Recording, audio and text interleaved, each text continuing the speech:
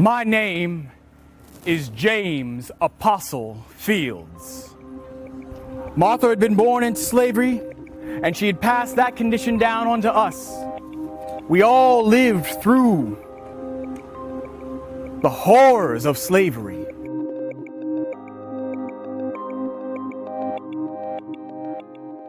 As a living historian, one of my more fun jobs is to get into character, to actually put on the robes and the clothes of the person who I am seeking to portray, and then tell their story from that first person perspective. So I've portrayed many people, people who were enslaved, people who were free blacks during the time of slavery, people who lived post-slavery.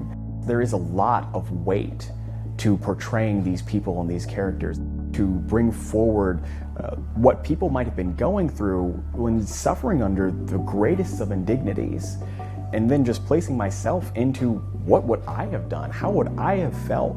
There are important stories that need to be told, and they need to be told by people who have the information, who have the background, who have the knowledge to bring those together and put them into the proper context.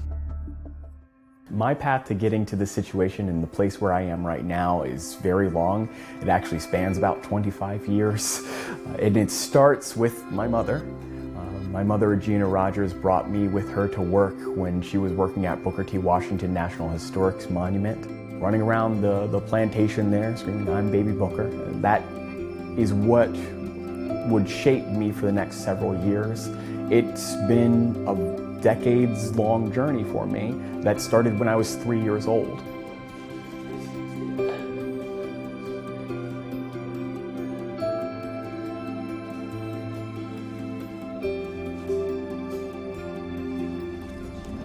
I'm excited, obviously a little bit nervous, but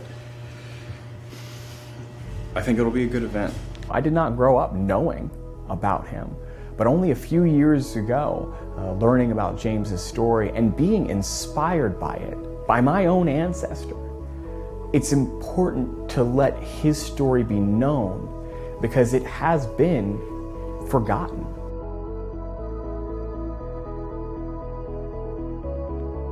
Tomorrow is the commemoration of the 400 years since the arrival of the first Africans to English-speaking North America.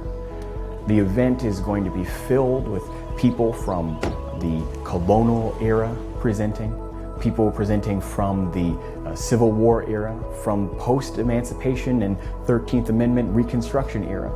It'll be a celebration of African Americans in this country. Being able to present James's story in such a significant moment in time, in such a significant event, is extraordinary.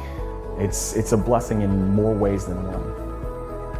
Among those first documented Africans to be brought to North America in 1619 were two individuals. But once you've had that taste of freedom,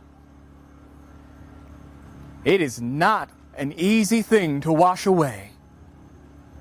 So when we stopped at a tavern halfway between that plantation in Richmond, and when the overseer tied my legs to a stove and went into the next room to go to sleep, that's when I started working.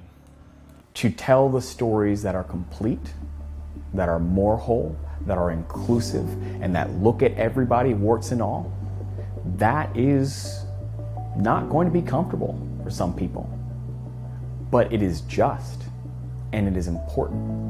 This is no longer a time for James Apostle Fields to remain in the shadows.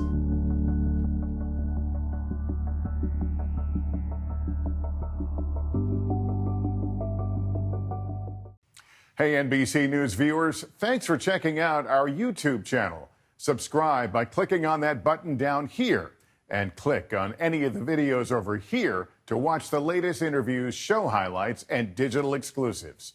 Thanks for watching.